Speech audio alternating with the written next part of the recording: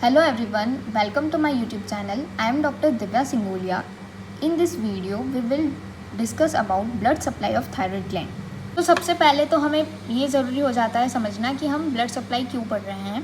So blood supply इसलिए पढ़ रहे हैं सबसे पहले कि एनाटॉमी का सबसे इंपॉर्टेंट टॉपिक है और दूसरा क्लिनिकल एस्पेक्ट से भी बहुत इंपॉर्टेंट है ये कि जब हम थायराइड की थायराइडोक्टोमी करते हैं तो हमें कहाँ से आर्टरीज़ को लाइगेट करना है, कहाँ से नर्व्स को नहीं करना है। सो चलिए समझते हैं। सो दोस्तों सबसे पहले तो दिस इज़ आर्च ऑफ अवोटा, ठीक है। This is subclavian artery, this is common carotid artery, this is internal carotid artery, ये एक्सटर्नल कैरोटिड आर्टरी हो गई। दिस इज़ थायराइड की दोनों लॉब्स, ये इस्थमस हो जाएगा यहाँ पर। This is brachial cephalic trunk, this is also common carotid artery क्योंकि दोनों साइड सेम होती है। सो चलिए समझते हैं, इसको हम बाद में मेंशन करेंगे बट सबसे पहले हम देख लेते हैं, ठीक है। सो पहले हम मेंशन कर ही लेते हैं। सो ये हो जाएगी हमारी आर्च ऑफ अओर्टा, ये हो जाएगी हमारी सब क्लेवियन artery, this is common carotid artery, this is internal carotid artery, ये हो जाएगी हमारी एक्सटर्नल कैरोटिड आर्टरी, ठीक है। चलिए आगे देखते हैं। ये हमने बताया था ब्रेकियल सिफेलिक ट्रंक, ओके।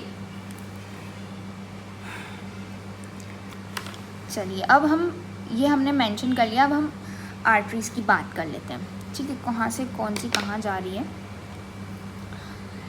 सो ऊपर से निकलेगी सुपीरियर थायराइड आर्टरी, ठीक है। कहाँ से निकल रही है ये भी देख लीजिए कि एक्सटर्नल कैरोटिड आर्टरी से निकल रही है ऊपर से सुपीरियर थायराइड आर्टरी, क्योंकि ऊपर से निकल रही है तो सुपीरियर नाम दे देंगे, ओके। सो ये जाएगी, यहाँ से निकालते हैं सुपीरियर थायराइड आर्टरी, ठीक है। ये यहाँ जाएगी, ऊपर से जा रही है, ठीक है, दोनों साइड से जाएगी।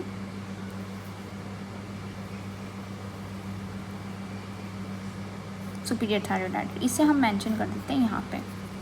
ये हो गई हमारी superior thyroid, superior thyroid artery, okay. Now ये हो गया हमारा एंटीरियर पोर्शन, ठीक है, इसे हम मेंशन कर देते हैं, हमारा हो गया एंटीरियर पोर्शन। और ये यहाँ से इसे हम पीछे से निकालेंगे तो ये हो जाएगा हमारा पोस्टीरियर पोर्शन, ओके। सेम चीज़ सब क्लेवियन आर्टरी से भी तीन नर्व्स निकलेगी, सॉरी तीन आर्टरीज निकलेगी, ओके। तो एक नीचे से भी जाएगी तो उसे हम इंफीरियर नाम दे देंगे,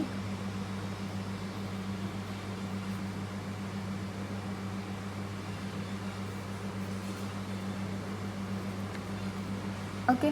सो इसे हम कह देंगे इंफीरियर थायराइड आर्टरी।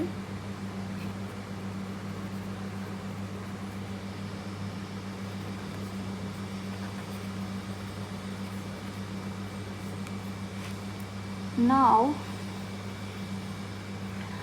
ये हो जाएगा हमारा इस्थमस। सो इन अगर हम 30% केसेस में देखते हैं तो एक और मान लीजिए हमने 100 लोग लिए हैं तो उसमें से 30 लोगों में ये देखने को मिलेगी, एक आर्टरी होती है जिसे हम कहते हैं थायरोआइडिया ईमा आर्टरी, जो कि 30% केसेस में देखी जाती है, ओके। तो गाइस सेम यहाँ पर भी निकलेगी, ओके। यहाँ से एक आ गई, ये भी पोस्टीरियरली जाएगी, ओके। सो ये देख लीजिए सेम चीज़ जो इधर होगा वो भी अब इधर होगा। And then brachiocephalic trunk से एक और निकलेगी आर्टरी जो कि स्थमस में जाएगी, ओके। पेन नहीं चलता, ये ले लेते हैं, जो ब्लू कलर से मेंशन कर रही हूँ ये भी आर्टरी है। सो इसका नाम है, ये 30% केसेस में देखी जाती है, इसका नाम है थायरोइडिया-ईमा आर्टरी। ओके, ये 30% केसेस में देखी जाती है। नाउ थोड़ा सा आपको थोड़ा सा टिपिकल लग रहा होगा, आई नो, बट समझना पड़ेगा दोस्तों, मेरे सभी प्यारे प्यारे जूनियर्स को। ओके, रेड पेन ले लेते हैं। फंस गया।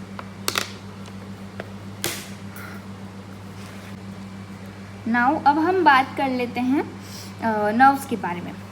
ओके, आर्टरीज की हमने बात करी है, सुपीरियरली निकल रही है कहाँ से, एक्सटर्नल कैरोटिड आर्टरी से सुपीरियर थायराइड आर्टरी निकल रही है। सेम चीज़ इधर से भी हो जाएगी। एंड सबक्लेवियन आर्टरी से भी इंफीरियर थायराइड आर्टरी निकल रही है, जो कि पीछ की तरफ से जा रही है। एंड ब्रेकियल सिफेलिक ट्रंक से भी एक निकल रही है, जो कि स्थमस में जा रही है, उसका नाम है थायरोइडिया-ईमा आर्टरी, जो कि 30% केसेस में देखी जाती है। Now we will discuss about nerves. Okay, ये हो जाएगी हमारी वेगस नर्व। ठीक है, समझ में आया वेगस नर्व। अब यहाँ से एक नर्व निकलेगी जिसे हम कह देंगे सुपीरियर लैरिंजियल नर्व। ठीक है, ये 2 भाग में बाइफर्केट हो रही है। ठीक है, मतलब 2 भागों में डिवाइड हो रही है। कर दी हमने। सबसे पहले इसे नाम दे देंगे हम सुपीरियर लैरिंजियल नर्व। ठीक है, ये 2 भागों में डिवाइड हुई। ऊपर वाले को कहेंगे हम इंटरनल लैरिंजियल नर्व। ठीक है, इसे हम कहेंगे इंटरनल लैरिंजियल नर्व। ओके, नीचे वाले को कह देंगे हम एक्सटर्नल लैरिंजियल नर्व। ये भी आर्टरी के साथ साथ ही जाएगी। ठीक है, इसे हम कह देंगे एक्सटर्नल लैरिंजियल नर्व। नाउ एक और निकलती है, यही नर्व जो होगी, यही नर्व नीचे जाएगी। तो गाइस ये नीचे जा रही है, नॉर्मली नर्व्स नीचे जाती है, बट ये नीचे जाके फिर से ऊपर चली जाएगी। ठीक है, यहाँ पर। तो इसे नाम दे देंगे हम रिकरेंट लैरिंजियल नर्व।